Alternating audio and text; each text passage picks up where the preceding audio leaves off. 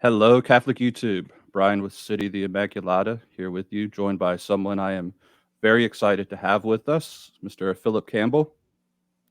Mr. Campbell has authored over 20 books on various historical subjects, most notably the Story of Civilization series from Tan Books.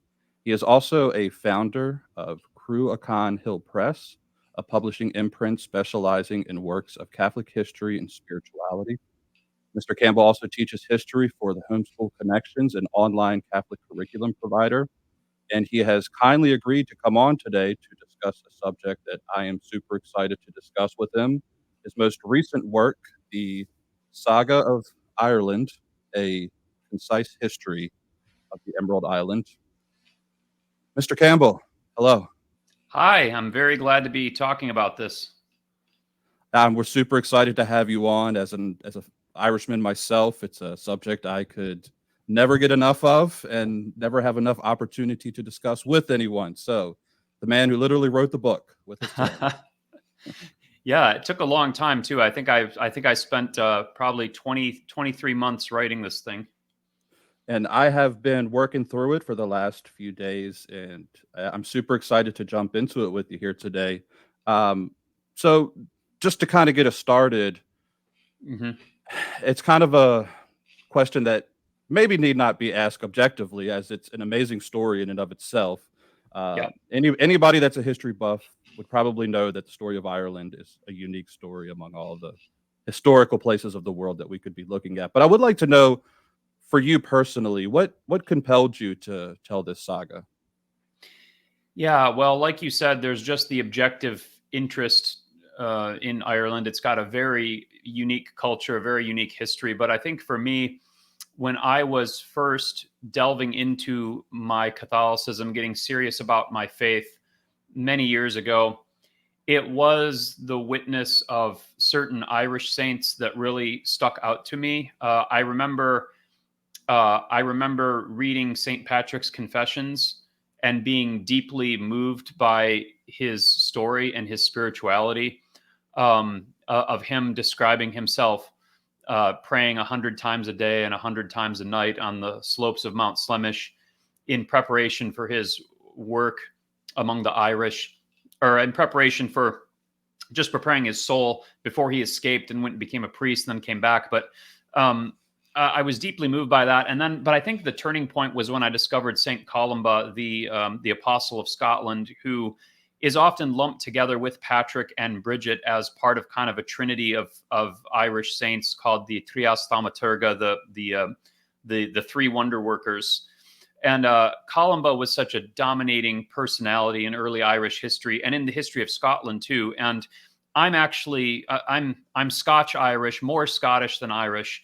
When you go back farther enough, they all kind of get blended together. But it was through my research into Scotland that I came across St. Columba, because Columba was the one who brought the faith to Scotland through the land of Argyll, which was the old kingdom of Dalriata, the Irish Scottish colony, through his monastery of Iona.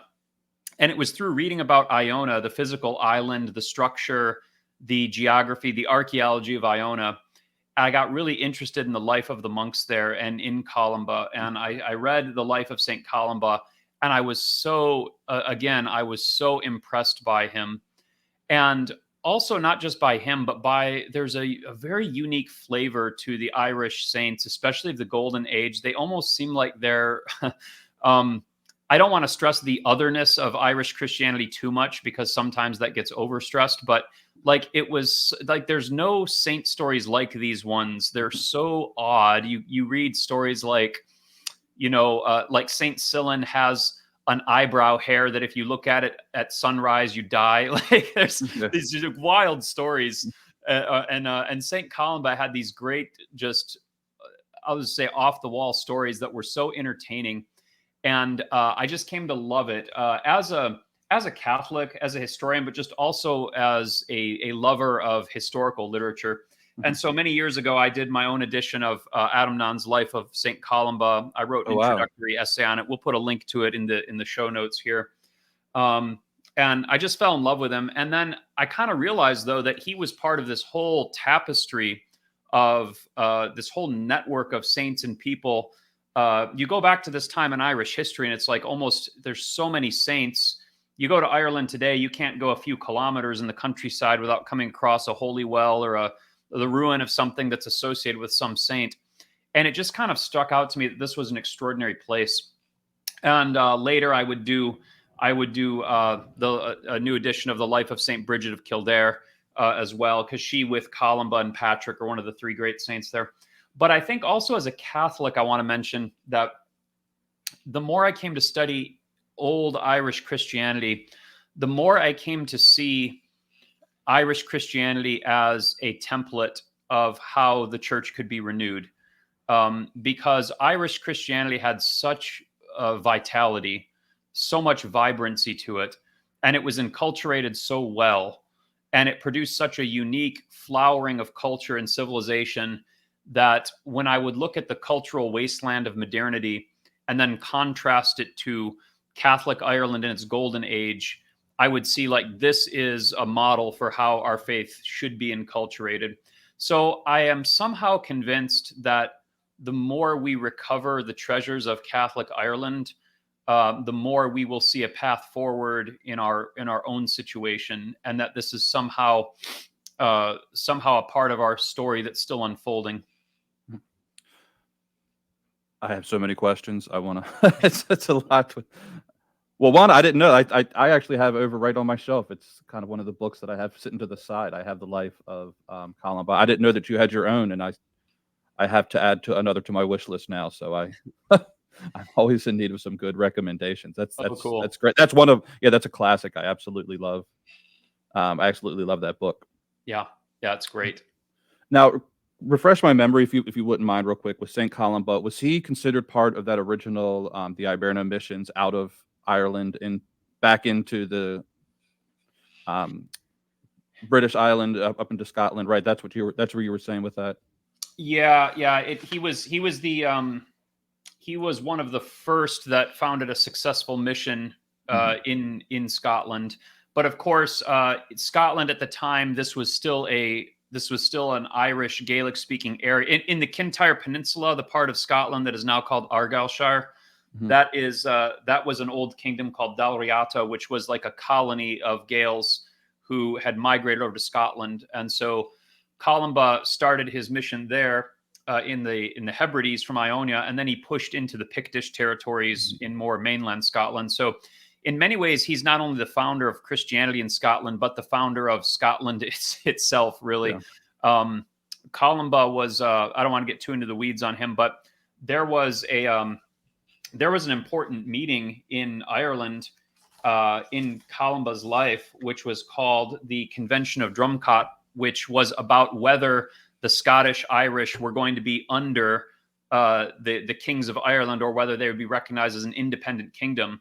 And Columba argued that it should be recognized as an independent region. And so in many respects, that's why I say in the book, he's kind of like the founder of Scotland as a separate identity from Ireland, because up until then, it was just kind of like one contiguous Irish Gaelic world. And then he kind of argued for it to be broken off. Yeah, I think that's actually kind of a beautiful, the imagery of that, where you've got St. Patrick coming in and the original missionaries to Ireland, and then your expression of how it's sort of a microcosm of what not only enculturation looks like, but then future missionary work, because you come into a land, you plant the seeds, and then the fruit of that should be that the gospel spreads forth. Yeah. From, and I think Ireland is just a beautiful witness to how that works. Yeah, it's like a calling. It's kind of like the gospel itself, like a calling and then ascending forth. Hmm. Of course, in Columba's case, you know the story. He kind of wound up as a missionary as an act of penance for his part in a battle, right? The battle, and I don't want to mispronounce it. Forgive me, any Irish listeners. I'm still learning my Gaelic pronunciation, but the Battle of Culdrena, where there was an argument over a psalter Hmm. that Columba had copied from Saint Finian of Movilla without his permission, and then retreated back to his homeland in Derry among the Northern O'Neill. And Finian wanted the psalter back, and King Derbit Mac Serbel ordered Columba to return it to Finian, and he refused. And there was a battle between these clans, and thousands of people were killed. And Columba was mortified at how out of control, how this spiraled out of control. This was when he was still young, and he undertook a voluntary act of penance. And his confessor, Saint Moles, told him to go abroad and to win as many souls for Christ as had been killed at the battle. And that's what brought Columba to Scotland. And he swore a vow that he would never look on Ireland again. And so, as the story goes, he sailed into the Hebrides until he reached an island where you could turn around and look and not see Ireland anymore. And there's still a cairn on the island of Iona, a pile of stones that marks the spot. It's called, I can't remember the Gaelic name, but it's called the Cairn of No Looking Back to Ireland. and it's the spot where he stood on the hill and recognized that he couldn't see his homeland anymore, and this was the spot of his exile. It's a very Wow. beautiful story. Yeah, it's amazing how many of those medieval stories start around the controversy of a psalter. Yeah. Um, this may get a bit speculative, Yeah. but in your research, did you come across any indicators, be that culturally, geographically, etc., of what produced that fiery temperament that the Irish are known for? Yeah. Well, first off, we have to be a little careful because fiery temperament isn't something that could be empirically verified. But Yeah. let's just say anecdotally, the Irish temperament. I think it has to do with the great amount of. Well, first of all, the Gaels are like a subgroup of the Celts, right? The Celts were a warrior people. They were basically a warrior aristocracy, very much akin to like the ancient Mycenaeans or the ancient Japanese. And I found a lot of parallels between Japan and Ireland when I was studying this, believe it or not. But Yeah. so the Gaels are a subgrouping of the Celts, and they had a tremendous period of cultural homogeneity, meaning they were allowed to develop in isolation without outside influences for a very, very long time. For a period that you don't often see in history. Depending on who you listen to, the Gaels came into Ireland, maybe around 1000 BC, and the Romans, of course, never take over Ireland. It's never part of the Roman Empire, and so they make it through the whole Roman era without ever being invaded. They make it into the first millennium. They don't get invaded by an outside power until the 8th century AD with the Vikings, and even then, the Vikings don't conquer the island and subdue the Irish. The Vikings basically carve out some trading ports around Dublin and Waterford, places like that. It's really not until the Normans show up in the 1180s that Ireland actually gets subdued by a foreign power. So at this point, they have had cultural homogeneity for 2,200 years almost without outside interference. And when you have that level of cultural homogeneity, you almost have the I'm going to say the luxury in air quotes of being able to just fight amongst yourselves and not have to worry about banding together to throw off outsiders. And that's why the Irish were very, very independent, very, very clan based. You've got all these people on this island that's the size of the state of Indiana for 2,000 years, warring over its resources, warring over control. And in all that time, they never really develop an urban culture. They stay rural. They stay clan based. And I think it has to do with their long period of homogeneity and their independence as a clan-based warrior society. Mhm. And then, of course, over time, that's going to get subsumed as the English try to impose civilization. I'm putting that in air quotes again on the Irish, and their independence kind of morphs into what we now know as the fiery Irish temperament. And I have noticed that the civilizations that tend to interest people the most, and there's a lot of interest in Gaelic Ireland, but I've noticed this common thread of cultural homogeneity for a long time among other, like ancient Japan, where they had Mhm. 1,000 years plus of being not invaded by anyone, or even in ancient Egypt, where they went for 2,000 years without being invaded by anyone. And these are civilizations that develop very unique characteristics that you don't see replicated in other places. And in the case of the Irish, it's a very independent spirit amongst other things that they continue to exercise in all sorts of circumstances throughout history. Yeah, and you have some really great, like, little insights and details in the book that I had considered, but I hadn't considered in a long time, like how the Irish, and their situations, just with something as simple as, like, no access to Roman roads, and, like, what that may do to a culture for a few hundred years where the rest of Europe has that, quote, unquote, "luxury," right, where the Irish Yeah, you can't are. you can't unify. You've got a heavily forested island with no real roads. Mhm, Lots of it is bogs. It's divided up by mountain ranges as well. It basically breeds independence, and mhm, we could compare that to ancient Greece as well, which has the same. It's very mountainous, and the city states developed in isolation from any unifying political power. Same sort of mhm. idea. So it's interesting how the geography bears on this, but I would say it's their cultural isolation for the first two millennium that really brings this about. And in a similar vein, you kinda hinted at it, just a little while ago, with the personal take here, and please disagree with me if you want to. Sure.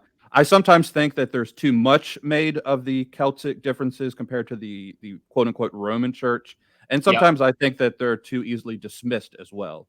Um, and so, what do you think it is about the people or the place that brings about, and it might even, like I said, be related, but such a unique idiosyncratic expression of the Christian faith? Yeah. Well, first off, I would agree. And I bring this up in the book where we were.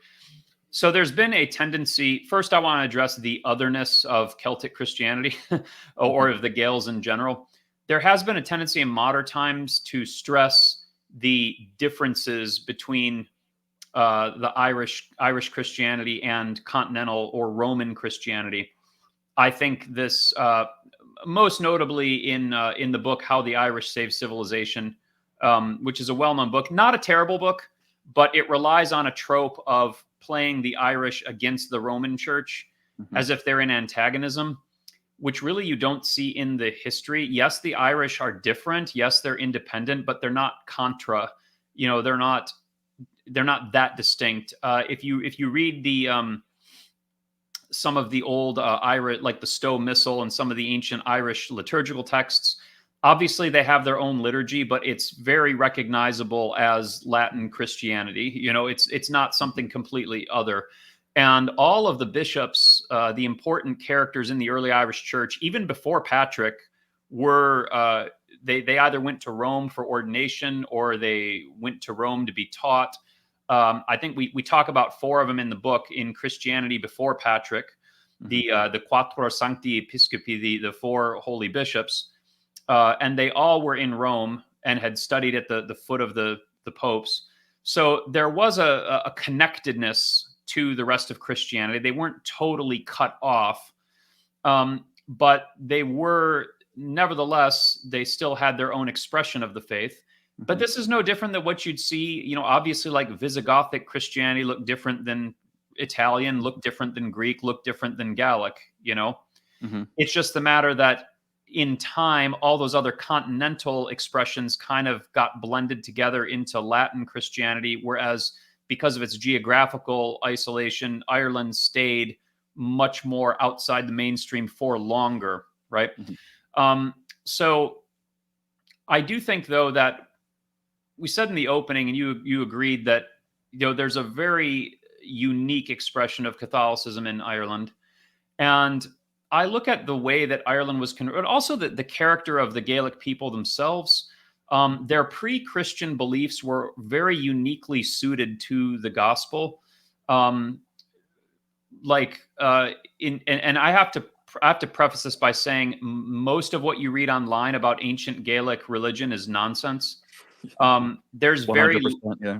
Yeah, there's very little that is known about ancient Gaelic religion from primary sources.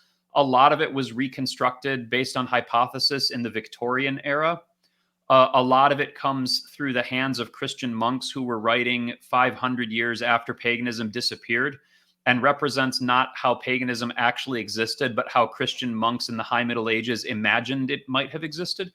So we have to preface this by saying there's a lot we don't know, but the Gaels had a very lively spiritual awareness.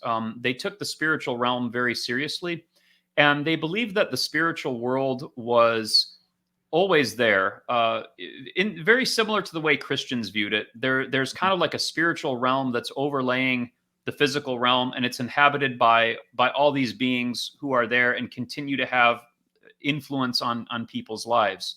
The Tuatha Dé, the spiritual beings that live beneath the mounds, or the Sheed as they called them, and all these beings that they held were there.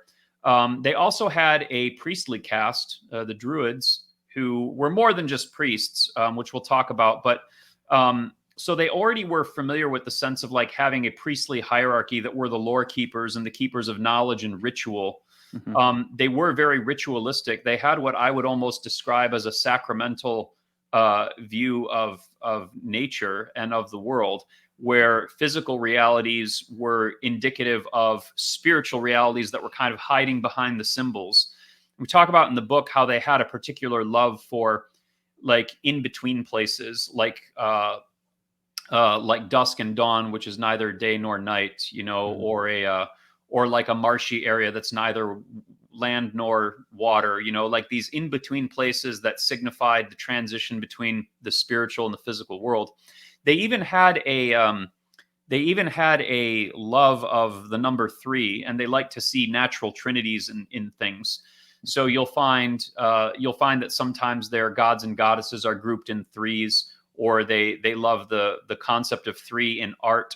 And even when, like I said, even when they become Christian, they group the great saints of Ireland are the Trias Thaumaturga, the 3 wonder workers, Patrick, Columba, and Bridget. So even though the story of Patrick teaching the Gaels about the Trinity with a shamrock is apocryphal, it definitely speaks to the lively awareness that the ancient Irish had about things like this, about the number 3, the spiritual world, the spiritual hierarchy.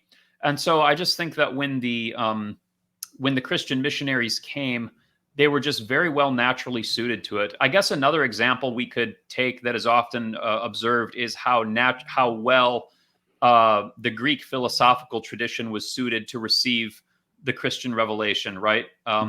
And ultimately, that's because truth is truth, right? We believe in the unitary nature of truth. And even though obviously Christianity is the fullness of truth, the Catholic Church is the guarantor of truth, people are capable through reason of getting aspects of it right.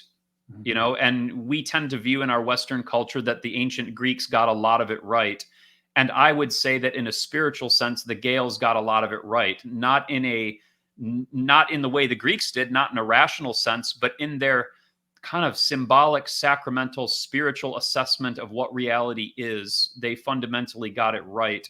So when the church came to bring this message to the Gaels, there was no need to overthrow so much of Gaelic paganism as much as enrich it or ennoble it, and purify the things that were contrary to the faith and then lift the rest of it up, which really is why so much of Gaelic culture survived into Gaelic Christianity, where that isn't the case in many other places. What's super fascinating about this to me, and this is a little afield, but I think you would find this actually really interesting. So I have done quite a bit of research. I actually have a series of videos on my channel about the conversion of the Lakota Indians here in the United States to Yeah. Catholicism.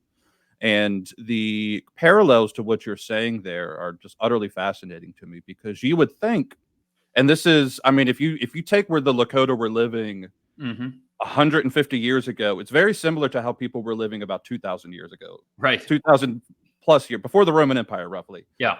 And so you would think people like that, like how in the world could this advanced church coming out of Europe and these missionaries appeal to a group that are basically living in cloth tents? And they were quite enamored actually with the Catholic priests. They called the Jesuit missionaries black robes. Hmm. And there's so much actually. If you look at Lakota spirituality, they had a vague concept of a creator, Yeah. a single creator that they called Wankantanka. And then they had a set apart class of medicine men, holy men, right? So they Yeah. knew about a set apart class, a caste of men that were set apart. And they were just so like and it's even like so many of the stories as well. You have people like Chief Red Cloud. It's very similar, where Chief Red Cloud is the one that invites the Jesuits in. So you have the king, right? You have the chief of the Right. land. And it's just a modern telling of sort of that ancient story. And I just find that so. And Yeah, again, it's like, it sounds like it provides a more modern view of what might have been going on in Gaelic mhm, Ireland in the fourth and fifth centuries AD. yeah, Because I agree that probably would have been comparable to their living. So yeah, and because it does resonate, we tend to think of, I don't know. I think we impoverish ourselves when we think of Christianity too intellectually. And I mhm, love the intellectual tradition of Christianity. Don't get me wrong. I love the Thomistic, stuff, and the philosophical tradition. But we really impoverish ourselves when we don't consider other aspects of it. Like, how would this be preached to a pre-modern people mhm, that don't have that intellectual tradition? And Patrick and his successors figured it out, and of course mhm, they were deeply familiar with the Irish character and knew what would resonate with them, um so yeah, I just think that it's a very unique sort of enculturation, partially due to the knowledge of the missionaries, of the people they were going to, and then also just to the character of the Gaels themselves. mhm, They had, in the book, I have a whole chapter on their religion called The Other World, and the Gaels had this uh, it's really annoying. Sometimes in modern literature, they refer to it as fairyland, which is just kind of goofy. um, but the other world, Chirnanoch, or the other side, right? The place you mhm, get to by going through the mounds, or the place you get to by going down into the bog. It's the other mhm, side, which is like this inverse world where it's kind of like our world, but it's full of spiritual beings, mhm. right? And they absolutely believed that spiritual powers were everywhere, influencing things, right? And when you believe that, and then the missionaries come to you and say, "I'm going to tell you about the king of all those spiritual powers," Mhm, I mean, that resonates, man. mhm. That's like, it fills in the missing piece. Yeah, and gosh, I mean, I wish we had all day, because even just that, right, with the I struggle to express on my channel, and I bring it up a lot.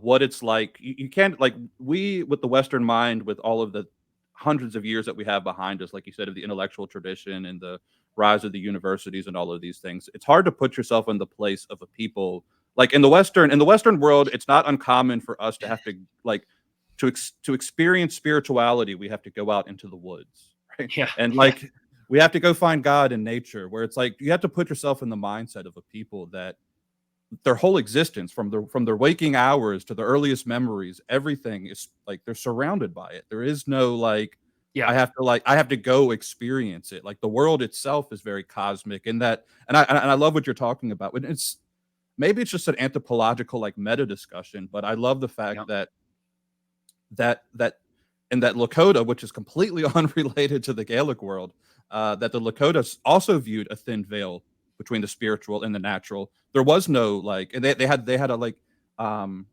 I forget the Lakota name for it, but it was like a road that's almost like a purgatory upon death. Like, you don't just get to the afterlife; you have to walk the road yeah. that's like purgative. So yeah, I mean, it's a Well, that wild yeah, thing. this view is fundamentally correct. Even though you get cultures that are wrong about the nature of the spiritual world, that belief is fundamentally correct. It's our modern view that is warped, of being like, I have to shut off my stuff to go experience spirituality, right? And I think really I think this is one reason why Gaelic Christianity is so attractive, is because people perceive this kind of integral spirituality in it. It's why is Franciscan spirituality so attractive to people, right? What does Francis say? I praise you, oh brother sun, I praise you, sister moon, water. He talks about water, light, the earth. He is viewing all the created order through the lens of God's glory. And isn't that the very same thing we see in St. Patrick's breastplate, right? What is he invoking? He's invoking the power of the Trinity, but then he also invokes swiftness of wind, stability of earth, brightness of sun, the lightning, right? He's calling on all the created elements to bear witness to this truth, because he recognized them as divine, as shot through with God's glory, right? And it really is fundamentally no different than the view even in the Psalms, right? In Psalm 150, which is the great litany of praise. Praise ye the Lord, all the heavens, all the stars in the heavens. Praise ye the Lord, all the winds, the snows, the mountains, right? This is the Christian view of how we ought to view the world. And insofar as studying Gaelic spirituality helps us to do that, then it's incredibly wholesome and helpful, especially for our modern condition. Well, if you were to ask me, Brian, would you rather go to a modern day university and evangelize someone on a campus in an Ivy League college, or would you rather go to the Gaels in the, whichever century, or would I rather go to the Lakota, 200? Maybe I'm a hopeless romantic, but I think I think I know which one I would choose. Yeah, I would rather. I would go live on Inishmore with Saint Enda. Yeah, exactly. Right. So again, and related to all of this, as you discussed in the book, Ireland is unique evangelization missions as one that has converted. And I don't know if there is, as we had brought this up a little while ago, I was thinking in my mind, it's a situation where there's the conversion process takes place without a cult of martyrs, almost in contradistinction to every other country where the faith was planted. So how on earth did the Irish, with their reputation, how did that happen, Philip? Yeah, well, it's not that there wasn't hostility at first. I mean, obviously we have stories of the Druids trying to get St. Patrick in the beginning, but it's a very interesting story. And so what happens is there's two reasons, I think. Number one is the Druids and the clergy form a working relationship, and they respect each other, which most people are totally ignorant of, because we kind of stop with our study of the Druids with St. Patrick's antagonism towards them. But that's very much not the case. It would be kind of like akin to if we stopped our study of Native American Jesuit relations with Isaac Jogues and never moved on from there. I mean, there was some hostility at first, but what happened? See, what we have to understand is that, so the first point, the Druids and the clergy. The Druids and the clergy are very analogous to one another because they share so much in common. Now, the reason we miss this is because we tend to see the Druids only as like shamans or like religious cultic figures, like warlocks, kind of. And they certainly were that.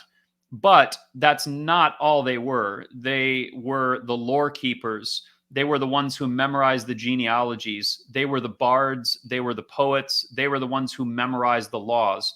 Remember, we're talking about not just an ancient society, but a pre-literate one that was only starting to begin the rudiments of writing at the moment that Christians showed up. So in a pre-literate society like that, what societies tend to do is entrust all their most important information to a special caste of individuals who are tasked with memorizing it. The Druids were essentially professional memorizers whose job was to be able to recite the traditions, the genealogies, the rituals, the poems, the epics, all of it, right? And in the book, we talk about there was several different ranks of Druids, from the Philid, the Vates, the Bairds. The Bairds are like poets, right? So they are learned, scholarly people. And the clergy are the same way in the Christian religion. They serve the same function in the early Middle Ages, right? In the early Middle Ages in Christian Europe, the monks and the clergy are the scribal caste. They are the learned ones. They are the ones who memorize the Psalms. They are the ones who know the rituals to offer the Mass to appease God. They are the ones who are composing works of literature. So there's kind of a literary fraternity that happens between the Druids and the clergy over time. And I discovered this when I started reading the life of St. Columba and Bridget, where you see all the time the Druids and the saints are on, we'll just say, amicable terms. St. Bridget, she's leased out to a Druid because she was a half free, not quite a slave, but her master was a Druid, and she served him faithfully for years. And he even had premonitions from God about her greatness, and she eventually converted him to the faith. St. Columba had a good friend who was a Druid, and they would talk familiarly. So there was kind of like, we would say, like the kind of professional collaboration that scholars have amongst each other, that there was kind of a grudging respect between the Druids and the clergy. And again, I stress that it took some time for this to develop. And so you even have, there are certain saints who were Druids. Saint Dalan specifically was a member of the Phillip caste of Druids. Now, I'm saying that with qualification because, of course, as time went on, the pagan aspect of the Druidic castes fell away. And what happened was only those parts of the Druids that had to do with like poetry and genealogy survived. So all the Druids kind of withered away except for the Bairds, the bards. And Saint Dalan was a saint of the 7th century who had been trained in the bardic school of the Druids and was considered a Phillid, which was a master bard of the Druidic caste. So I would say there's that, but that alone doesn't explain it, because also what happened is Ireland did not have a state religion like you had in ancient Rome. So in ancient Rome, Christianity represents a existential threat to the cult of the emperor, because the cult of the emperor is a patriotic, right? If you don't worship the emperor, you are wishing harm to the Roman Empire, and therefore you are a threat to the state. And in fact, throughout the ancient Near East, whether we're talking about whether it's ancient Egypt or ancient whatever, the Greek world, think about the persecutions under Antiochus Epiphanes in the book of Maccabees, Rome. The religion in the ancient world is generally a state or a civic religion, right? Where the religious authorities and the state authorities are kind of mutually reinforcing each other, such that a threat to the religion is a threat to the state. Now, you don't have that in Ireland. Yes, the Druids did offer support to the kings, but the Druids were actually above the kings. They were a separate caste entirely. And they could even call for a king to be sacrificed if there was a bad harvest or a famine. According to Gaelic belief, the king sort of personified the vitality of the land, and the Druids could call for that king to be human sacrificed. So the Druids were not instruments of the state, right? Religion was kind of separate from the government, even though, of course, we're talking about paganism. All these things are very closely related, but not in the way it was in ancient Rome. Now, what this means is that when the Christian missionaries come, yes, they're threatening the Druidic caste, but they're not threatening the civil authorities. This is what makes a huge difference. They're not threatening the civil order in any way, because the Gaelic chieftains don't have this sense of religion as being a tool of the civil society to maintain order. So the kings don't view the Christians as someone that's going to upend society, and therefore all the persecution that happens in Ireland, it will come initially from the Druids only. It's you'll find some kings who are like crotchety about it, like King Dare in the story of St. Patrick. He doesn't want to give him the hill of Armagh to build the church on, and Patrick kills his horses or something. But so I guess what I'm saying is, like, the view of a Roman emperor, of a man like Decius or something against the church, is fundamentally different than the way the Gaelic chieftains viewed Christianity. So I think all of this means that because there was never a persecution of Christians in Ireland, um, Gaelic religion really posed no threat to the church, and the church really didn't pose an existential threat to the powers of the chieftains. And so what you Mhm. see is like a kind of a very smooth transition from one to the other that Mhm. doesn't involve the violent overthrow or persecution of one by the other. Mm. Are there any particular saints or scholars from the island? I know you've mentioned a few so far, but maybe a more obscure one that you are particularly interested in. Yeah, well, I did want to mention Saint Dallin, or sometimes called Dylan, who was he was he lived around the turn of the 7th century, Mhm. and he lived in the generation after Saint Columba. And Dallin was a poet who wrote some very popular poems. Some of the most popular literary works of ancient Ireland were written by Saint Dallin. He wrote a poem called the Amra Colum Chill, which is a Mm. poem in praise of Saint Columba. And the Amra Colum Chill is very interesting because it had this reputation uh, in the Middle Ages, not just in Ireland, but also abroad, where anyone who could devoutly recite the whole poem from memory would be assured a happy death, Mm. the grace of a happy death. It kind of had the function of the brown scapular, Mhm. but in Gaelic society. I'm actually being introduced to the text right now. I want to memorize it and recite it from memory Mm. in Gaelic, Mm. just to stand in this tradition. But and then he also wrote a poem called the Amra Sinaim, which was a poem in honor of Saint Sinan, who was one of the 12 apostles of Ireland. Now, if you've never heard of Saint Dallin, I guarantee that everybody here is familiar with at least one of his works, which is one called the Raptu Mo'ail, which, if you don't know its Gaelic name, you probably know it under its English title, Be Thou My Vision, which is one of the most popular hymns across all Christian denominations, Be Thou My Vision, which was written by Saint Dallin under this Gaelic title. So he was also martyred by marauders who chopped his head off while he was visiting an island, and then, Mm. according to a lovely medieval story, he picked his head up and put it back on his body and continued to I've preach heard that. to Yeah, them. I remember that. I do remember that one. Yeah. Yes. So, also another figure that stands out to me very strongly is Saint Enda of Erin, who is Enda is a monk who founded a monastic city on the Isles of Erin, which I think is that off the coast of Galway. I'm not sure, but I think it's in Galway Bay. But someone will correct me in the comments if I'm wrong on that.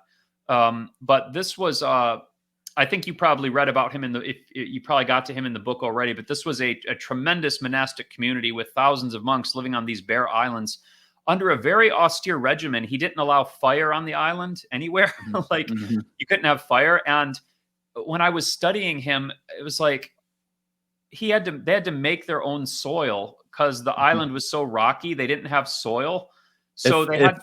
if I can just interject, Oh, go ahead. if you guys, these islands are, they have to be seen to be believed. So I would recommend going and, like, if you haven't seen them before, look them up because Yeah, yeah. Go pictures online and the picture's worth 1,000 words, right? yeah, look up the island of Inishmore. But it's basically a rocky island with some moss on it.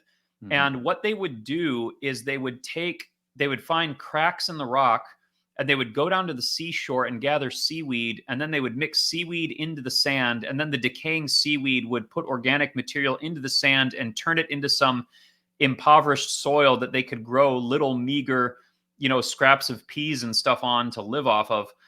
And they're sitting here making their own soil. They're not even allowed to have fires on this island, but yet it attracts thousands of monks, and it's a renowned school of missionary work. And all the famous missionaries, the 12 apostles of Ireland, all are traced back to St. Enda's monastery. People like St. Finian, the great St. Finian of Clonard, all these people come from there. St. Brendan spends time there. So he's such a monumental figure in Irish history. He's called the father of Irish monasticism. And I just love his story. He starts out as a nobleman who has no interest. He's a pagan who has no interest in Christianity. And his sister is a saint, Saint Fanicha, and she has a monastery or a convent, and he's pestering her to give her one of his nuns to be his wife. He wants to take a nun to marry, and he says, "Choose one of your nuns," and she agrees. and she takes him into the convent and shows him a corpse of a nun that just died. And she makes him look at the corpse of the nun and is like, look at this. This is where all your worldly vanity will get you. And then he has a profound conversion and then founds his own monastery. So he's such an amazing figure. I never get sick of reading about Enda and about these people. There's so many, though, we could talk about really. But they just all need to be better known. But unfortunately, many of them are not known outside of Ireland. I think a lot of their cults were obscured during the English period, probably deliberately. Yeah, and for me, I know it's very much obscure, probably maybe some of my listeners, but I have he's not a saint, but he is a scholar. I have a particular soft spot for Iragena. You can chastise me if you will. I know he got transubstantiation wrong, but I have a particular love for his reception of the Greek tradition, which was very unique in the Western world. You don't have a lot of Greek speakers in the as you're aware, in the Western world, Right.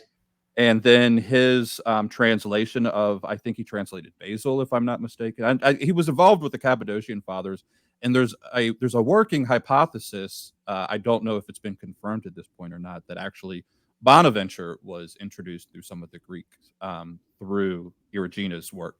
Oh, wow.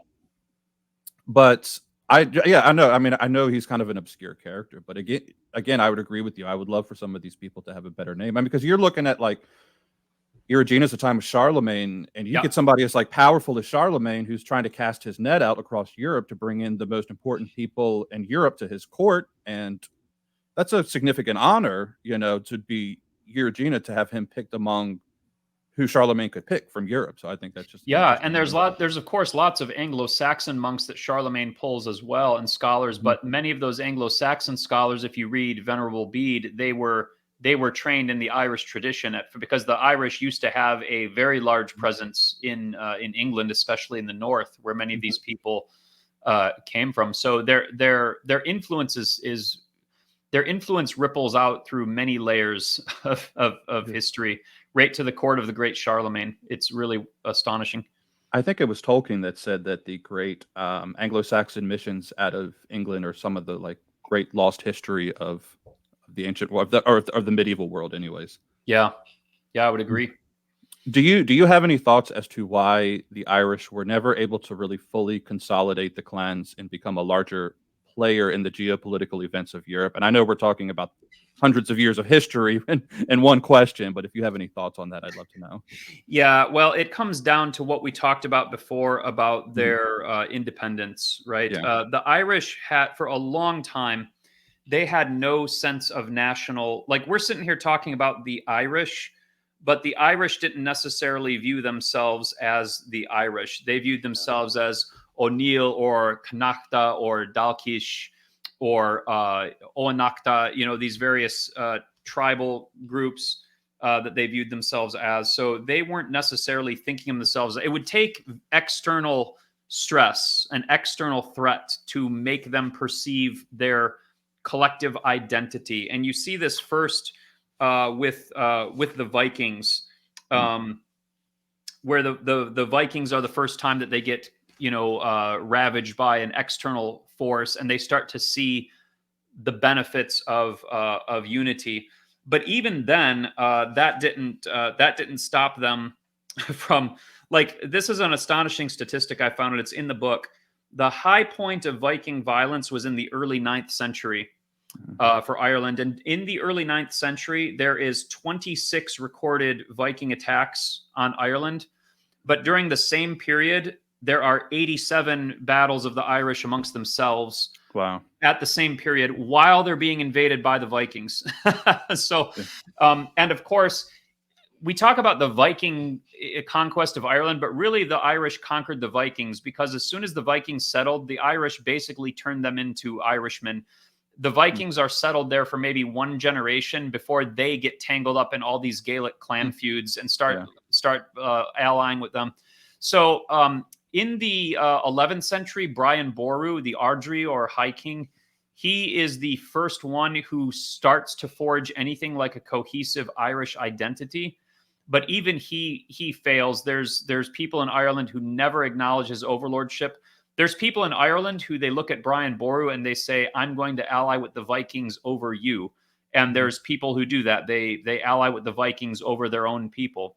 And that will happen when the Normans come as well. There's people who choose the Normans over because they hate their neighbor over in Munster, worse than they hate this foreigner because they have 2,000 years of clan rivalry, right? Yeah. This has always prevented the Irish from joining together, and it's really only with the whole scale persecution and ethnic cleansing that comes under Cromwell and his successors that will finally force the Irish to start thinking of themselves as a nation. Yeah, I've heard some scholars dismiss the wars of religion as actually being wars of the emerging nation states, and I agree they are absolutely. I think even more so than the history has conceded, but they were definitely you can't neatly separate what No. happened in Ireland, for example, from the emergence of the nation state of England and Ireland and the Scots. Yeah, exactly. And because it wasn't entirely religious, and something I point out in the book, like we tend to think of the English conquest of Ireland as a religious, or like a Protestant versus Catholic, right? Because of what happened under Cromwell and the Elizabethan whatnot. But let's not forget, it was the Catholic Normans who first brought Ireland under English control. It was a pope who issued the papal bull Laudabilitor, which said that Ireland was a papal fief and granted it to the Angevin dynasty of England. Even though Henry VIII and Queen Elizabeth worked very hard to subject Ireland to Protestant power, when Mary Tudor took the throne, who was a Catholic, did she say, "Oh, I'm going to free my Irish Catholic fellow Catholics in Ireland"? No, she didn't. She viewed Ireland as part of England, even though she was Catholic. The English just viewed this as theirs by right of conquest. And so it was not entirely religious. It was a lot about building a nation state, as you say. Religious hostility, I would say, lent a certain level of intensity to it. But the conquest of Ireland by the English began long before Protestantism was a thing. And that actually kind of anticipates the next question, because I was going to ask you, related to this with the getting past the Reformation, getting past Cromwell and the penal laws. And this may be me because, again, my family has a history. I am half English, half Irish, so I say I'm at war with myself. The character, at least in my peripheral, view of this that sort of transitionary period between pre-Reformation and post-Reformation, the character of the Irish seems to change a little bit, at least by the time you get to World War I and modernity. Am I reading too much into that, or is there something to that? Well, do you mean that they became less Gaelic and more English? They became less Gaelic, and even coming into like what.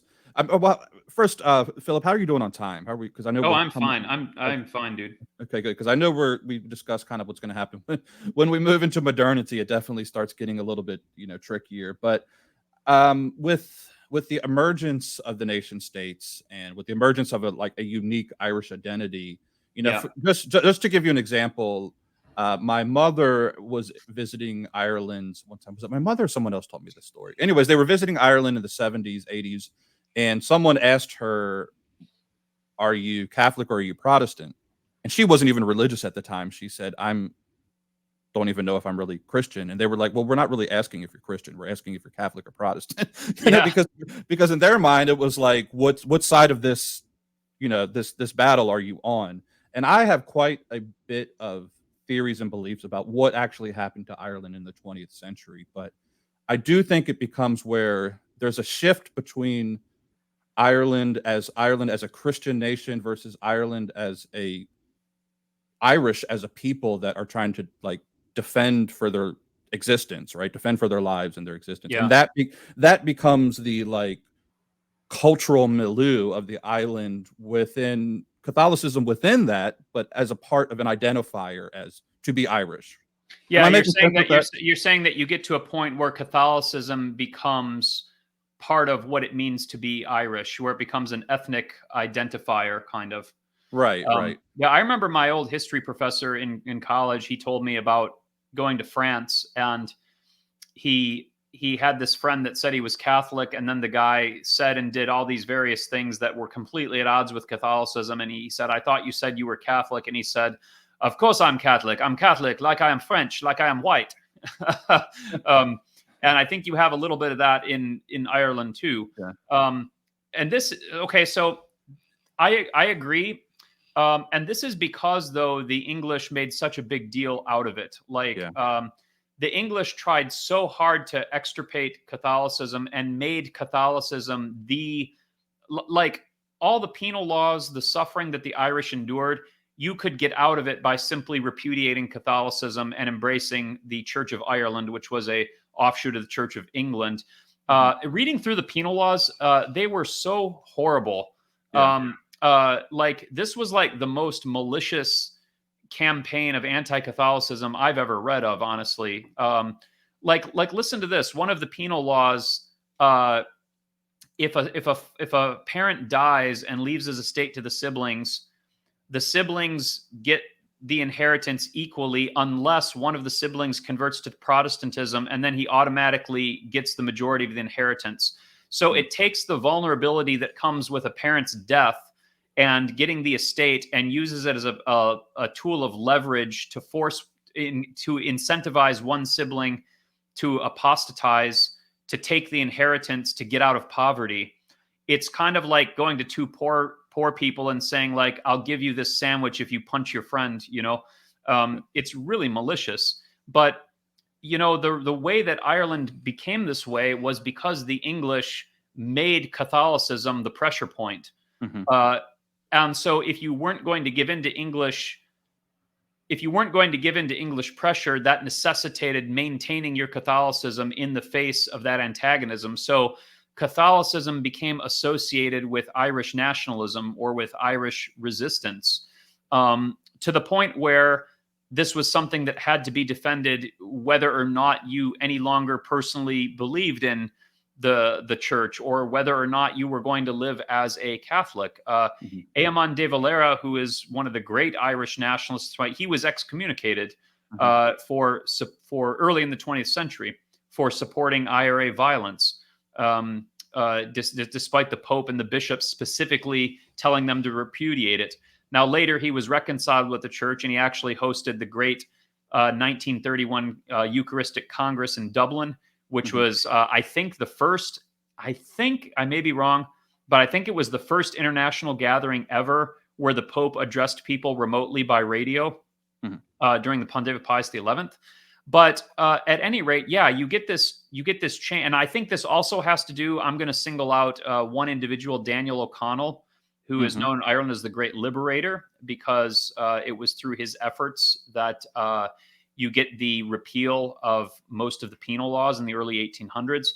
But Daniel O'Connell had taken a similar approach where he linked Catholicism to Irish identity in a political sense, where there was no way in O'Connell's mind for Ireland to exist as a political entity apart from a strong role of the Catholic Church. And he welded them very solidly together. But this view was opposed. You had Republican movements like Young Ireland that wanted. They were more influenced by things like the American Revolution Hmm. and the French Revolution and ideas of like separation of church and state and things like that. So there was really, as you move into the 1800s and the 20th century, you get this problem, which is like, okay, now the Irish aspirations for independence are finally, it's clear that they're moving towards independence, but they've kind of realized that there's more than one vision of independence. There's Hmm. more than one vision of what a independent Irish nation looks like. First, like for Daniel O'Connell, he saw it as very much like an anglicized country that just happened to be Irish and Catholic. But for O'Connell, it was going to have a parliament that basically mimicked the British parliament. It was going to have all the English institutions. They were just going to be under Irish control. They were either going to speak English. O'Connell said the Irish should give up Gaelic and just speak English, right? Hmm. Um, And then there was others that were like, no, we're going to have a republic where there's separation of church and state, and we're going to speak Gaelic like young Ireland wanted to.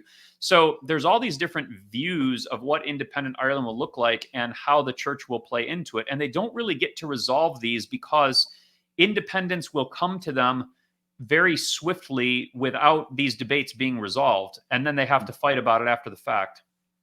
Yeah, I have found, since you brought up, De Valera, I have mixed feelings on De Valera. Me too. Me too. Yeah, so, and I do have to be careful here, just out of respect, even though I know probably nobody in my family would ever watch this, but just out of respect for my family and my past and what I know that they all went through, I do feel like there was a collective hurrah around the War of Independence, and there's a collective amnesia around the Civil War. Yes. where I think honestly the Civil War is a little bit more representative of Ireland moving forward with the partitions of the North and South, and just that hostility that exists because, and I know it's never been proven, but I don't think that you would have had the assassination of Michael Collins had not De Valera at least been aware. I don't think he necessarily, I wouldn't accuse him of giving the order for the assassination, but he was maybe, I know the movie Michael Collins, for dramatic effect, clearly implicates him, and I don't think it's as clear as that, at least not that I've ever seen, but I do think that collapse there at that moment was kind of a pivotal point for the rest of. Yeah, and De Valera was I have mixed feelings about him too. As a Catholic, he's kind of an ambiguous figure. He clearly was a man of great vision and energy. He also was very clever and very. I just look at when it's time to negotiate the Anglo-Irish Treaty. That they've proclaimed the Republic of Ireland in 1919, right? And it's time to come to terms with England. And De Valera sends Michael Collins to England to negotiate it. And Collins he's the head of the IRA. Yeah. And it's like, why would the sovereign head of the new republic send one of his? And it's clear that De Valera is not entirely confident they're going to get a good deal, and he wants to be able to blame Michael Collins in the event that the treaty is something that he doesn't like. And in fact, De Valera at the 1921 treaty, he had wanted either a republic or the unity of Ireland within the British Dominion. And he was willing to compromise one to get the other. And Collins comes back and gets neither. He has to agree to Ulster being opted out, and he doesn't get the republic. And so De Valera is furious with him. He says, "You've neither gotten this, you haven't gotten that," and this is they're falling out. But I think De Valera set him up for that because De Valera knew that the British were not going to grant both of these demands and that it was going to be unpopular, and he wanted to set himself up in opposition to Michael Collins. But anyhow, I do agree. And I'm sorry to give that context as well. When he sent Michael Collins over there, was the armistice already declared for World War II? World War I, you mean? Yeah, I'm sorry, World War I. Yeah. You are at least, very much into the era of the British saber rattling. A very young saber rattling Churchill was at that. To send one of the most effective men of the IRA over. Yeah, I've always just been flabbergasted. Been mystified by that. Why De Valera sent him? Saber rattling is correct because De Valera, Michael Collins, and the others that were with him, the agreement was they wanted to bring it back to the Dáil to negotiate, and Lloyd George told them, "You sign this tomorrow, or the war starts back immediately." And so I agree with you that the Irish Civil War is much more. It's almost like the Irish War of Independence is kind of like almost like a preface. Like it's really short, and they don't really fight to a decisive conclusion. They just kind of fight to where the British have just gotten out of World War I, and the British kind of have the attitude of, "Good Lord, let's just settle this with this obnoxious island and settle this." And then the real fight for the future of Ireland comes after the treaty is signed, on whether the Irish Free State is going to be able to endure or not. that's really the pivotal question. And I think that is what sets up, honestly, the struggles of the 1920s and even into the 30s. Even though the Civil War was over, you get into the 30s when it's under Cumann na nGaedheal, the like the right wing party of W.S. Cosgrave, which is like kind of like a neo-fascist party. It's really in the 20s and 30s where all the dynamics that are going to erupt during the Troubles later kind of find their origin. So yeah, it's just a very interesting formative period for Ireland. But Catholicism during that period, most Catholics, most Catholic clergy. Are we okay on time, by the way? Can I talk about this? Yeah, I'm doing great. All right. Sorry to interrupt you there. Okay. Yeah. So if you were to go back in time to like 1900 and kind of survey the survey the Irish Catholic clergy on what they thought about the status of Ireland, they favored something called home rule, which was more like a moderate approach to the Irish question. So home rule would have been like granting Ireland an independent status within the British Commonwealth, making it a dominion akin to Canada or Australia or New Zealand. So most Catholic clergy at that time did not want to leave the British Commonwealth. And there was a great momentum towards home rule. So it was only when home rule started to break down in the lead up to World War I that they launched the War of Independence, which is why I said earlier that the War of Independence kind of caught everybody off guard, because it was assumed that they were going to get some sort of home rule within the British Commonwealth.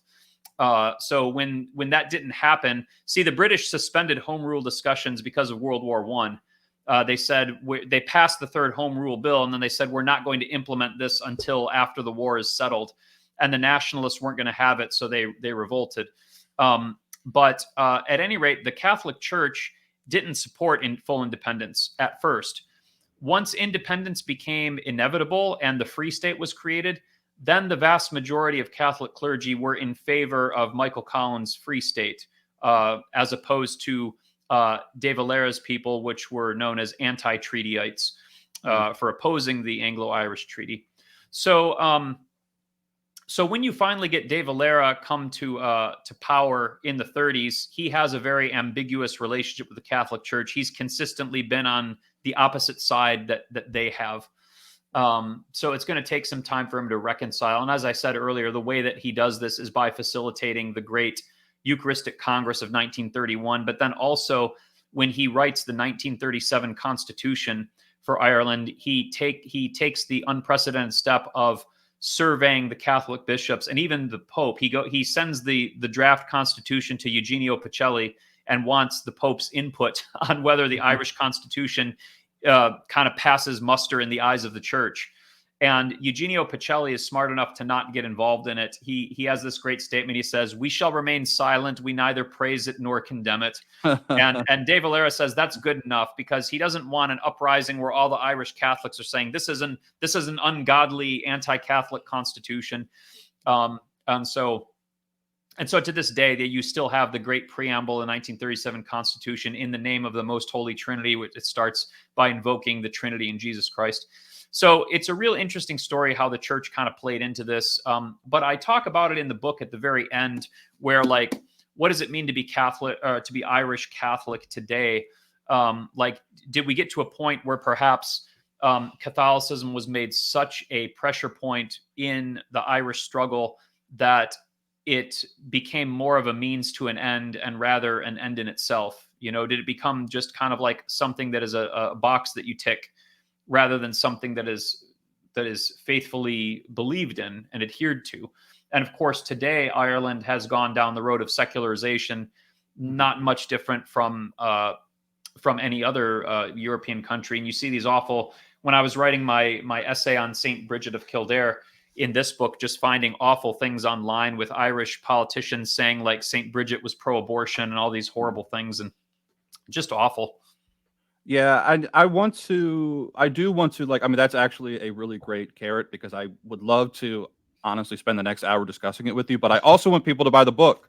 Yeah. So let's leave that as a carrot. I would love to have you come Okay. back on, and we can just maybe as people have time to sort of start reading and absorbing the book, get you back on just to pick up from there, because I think we could just do from World War II forward and have just a Oh, I would really love to interesting talk about conversation. that. Yeah. Yeah, just a really interesting conversation from there. Yeah, it is. Yeah, I would encourage everyone to get a copy of this. It's kind of a thick book. It's 500 some pages long. Mhm. It's got lovely illustrations by Chris at Baratus Catholic Illustration. If you know him, he does excellent work. I also in terms of the intended readership for this, I wrote this so it could be accessible to younger readers as well. Like I think probably teenagers, 13 and up could read this. And if you want to incorporate this into a homeschool curriculum, I also have a student test book and answer key that like creates like quizzes and essays out of the different chapters that you can get alongside with this. Just look for the Saga of Ireland student book and answer key along with this. So whether you want to read it for your own personal knowledge or make it into a homeschool curriculum, I got you covered on both ends there, and we'll have the links down in the show notes. Well, that's great. Look, Philip, I really appreciate you coming on today, taking your time and discussing with this. I think it was a great conversation. Yeah, I love it. Yeah, is there anything else? Anything you want to plug? Anything you got working on that you got going on that you'd like people to be aware of? Yeah, I have a few things coming up in the works.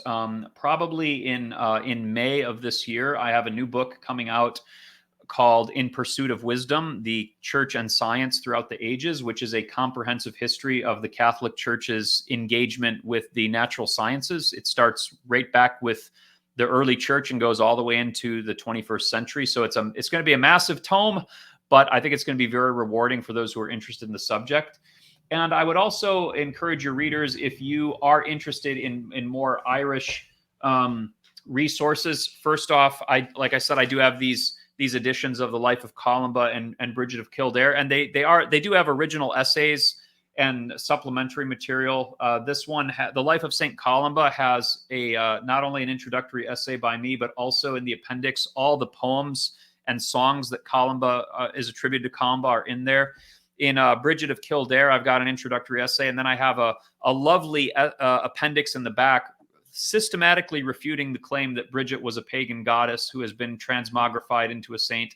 So if you ever heard that, that's addressed in the back. And also in the next year, I don't know when, but because it's a big work, but I'm doing my own issue of the tripartite life of Saint Patrick, who is, of course, the great saint of Ireland. And then you'll be able to get Patrick and Columba and Bridget all together. So, and also one other thing, if you like Celtic spirituality and you'd like to explore it more, and I would say authentic Catholic Celtic spirituality, not New Age mumbo jumbo, I have a book that I helped publish from my friend Dr. Joseph Johnson, the St. John Ogilvie prayer book, which is a prayer book composed entirely in the Scots Gaelic tradition with traditional Gaelic prayers and blessings and calendars. So that'll be in the notes as well. And it's a great resource if you want to start praying in this tradition. Yeah, and we'll make sure we get those links in the description. So guys, don't go trigger happy buying the Penguin editions on Amazon. We're going to have the right editions for you to pick up, where you can have access to all of the material there. So yes. Anyways, Philip, I appreciate it, man. It's been great. Thank you. Loved it. See you. All right, take care. Bye.